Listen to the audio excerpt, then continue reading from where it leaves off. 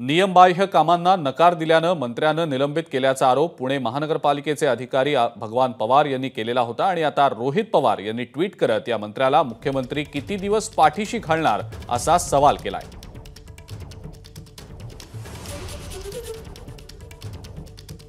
रोहित पवारांनी आपल्या ट्विटमधनं नेमकं काय म्हटलंय आपण ते देखील पाहूया।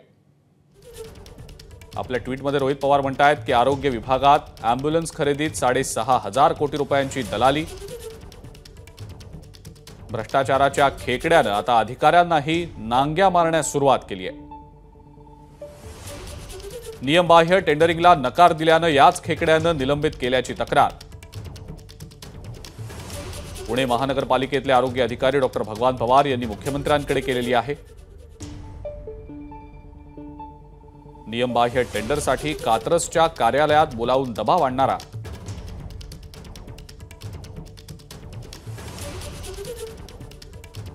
हा मंत्री म्हणजे आरोग्य मंत्रीच आहे का?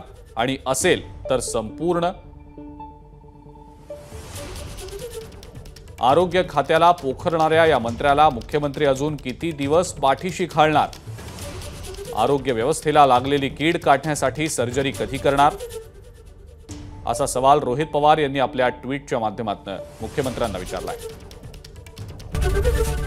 एबीपी माझा, उघडा डोळे बघा नीट।